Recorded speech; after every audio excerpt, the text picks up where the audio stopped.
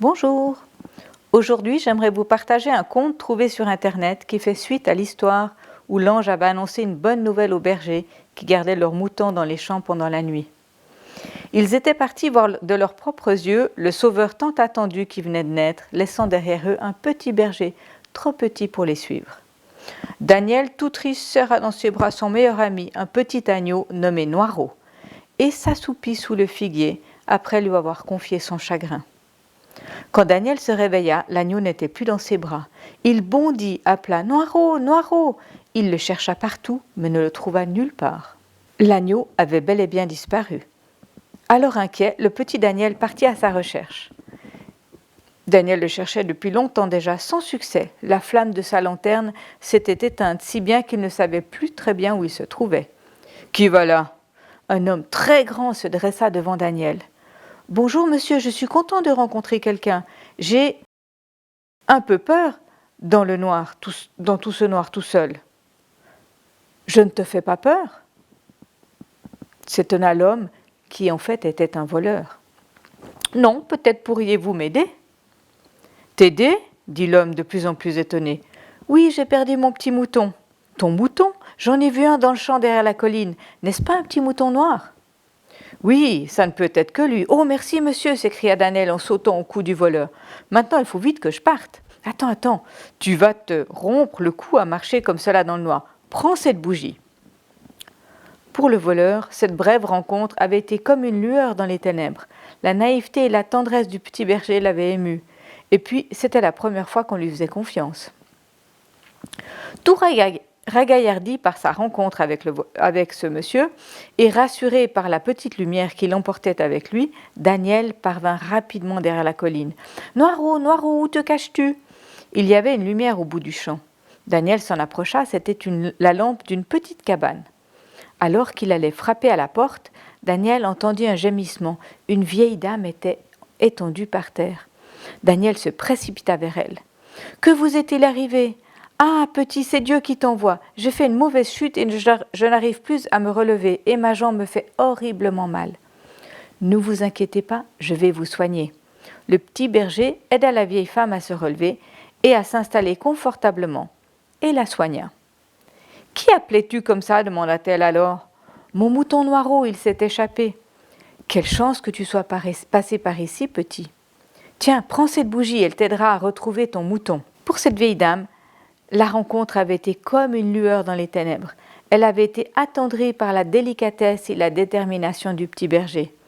Daniel prit congé de sa nouvelle amie et se remit en route. Bientôt, il arriva dans une petite ville. Il avait beaucoup marché et était fatigué. Et il avait faim aussi. Il s'assit sur le bord d'un puits et sortit un morceau de pain de son sac. C'est alors qu'il s'aperçut qu'il n'était pas seul. Non loin de là, un homme maigre, habillé de loques, le regardait d'un air envieux, sans dire un mot. Daniel partagea en deux son morceau de pain et lui en donna une part. Ils mangèrent en silence. Après un moment, l'homme pauvre se releva et tendit une bougie à Daniel. « Prends cette bougie. Comme tu as partagé avec moi le pain, je veux partager avec toi la chaleur et la lumière. » Cette rencontre avait été pour le pauvre homme comme une lueur dans les ténèbres. Il avait été touché par la générosité du petit berger. Daniel fit un signe de revoir et se remit en route. Il chantonnait « Le pain est toujours meilleur quand il est partagé », se dit-il. Mais au détour d'une ruelle, il croisa une petite fille qui pleurait. « Pourquoi pleures-tu ? » « J'ai perdu ma poupée. La nuit est tombée, je n'ose plus rentrer à la maison. »« Oh, ne pleure plus. Tiens, je te donne mon harmonica. » La fillette, toute consolée, lui donna alors une bougie. Cette rencontre, prends-la. Quand tu l'allumeras, tu penseras à moi.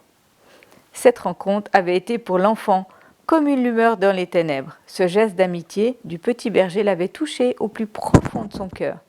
Daniel partit vraiment joyeux. Que de rencontres et que de lumière reçue en cette étrange nuit.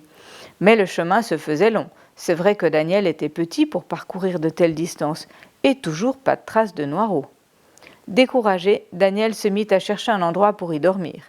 Il aperçut une étable à l'écart du village. D'un pas décidé, il s'en approcha, poussa la porte et... Oh, surprise, il y avait là Jonas, Matthieu, Joseph, Jean, Jérémie, Élie, Simon. Les bergers étaient là. Les regards de tous étaient posés sur un petit bébé qui dormait dans une mangeoire. Mais alors, il était là où il avait tant espéré se rendre, auprès du Messie, auprès du Sauveur. Il sentit se presser contre ses jambes fatiguées quelque chose de doux, de chaud. Il se pencha et vit le petit mouton qu'il avait tant cherché. « Bonjour, petit berger !» Daniel sursauta. C'était la maman de l'enfant nouveau-né qui parlait.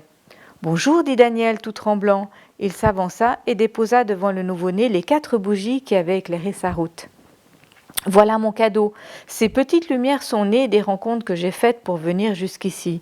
Elles sont nées de peu de choses, d'un regard, d'un sourire, d'une main tendue, de confiance redonnée. » Comme il parlait, les petites bougies se mirent à briller de plus en plus fort.